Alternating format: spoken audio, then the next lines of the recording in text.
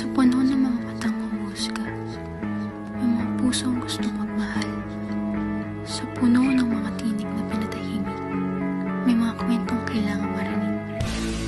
Hindi kasalanan maging iba. Dahil sa dulo, lahat tayo, tao lang na gustong umibig, maramdaman at maging mahal.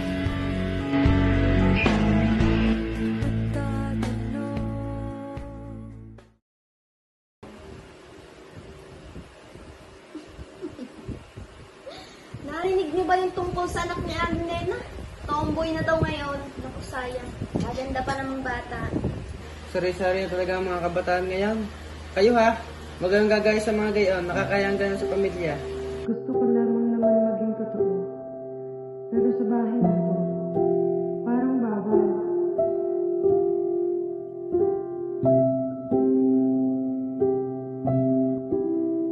Paano ako aamin ay sa sarili kong pamilya? Hindi na ako tanggap. Bago pa man nila malaman, parang may hatol na.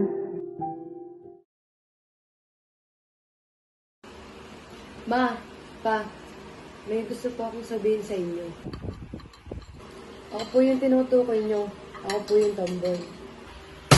Shelo, huwag mo sabihin yan! Ano lang sasabihin sa akin ng mga tao? Na may nakakang tomboy? Totoo pa, pero sana maintindihan nyo. Hindi ko to pinili. At mas lalong hindi ko ginusto na may mga taong dapat tatanggap sa akin.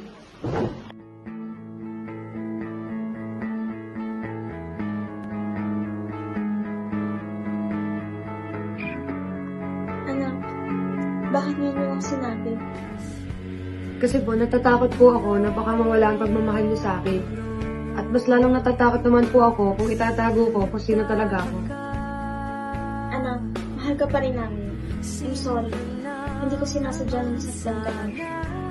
Kami dapat ang unang umiintindi at tumadami sa'yo. Shelo, anak pa rin kita. Siguro kailangan ko lang ng oras. Hindi ko pa agad maintindihan, pero gusto kong subukan.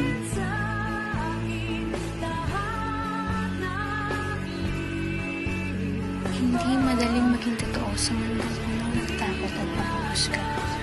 Pero kapag pinili mong maging ikaw, doon mo mararamdaman ang tunay na kalayaan.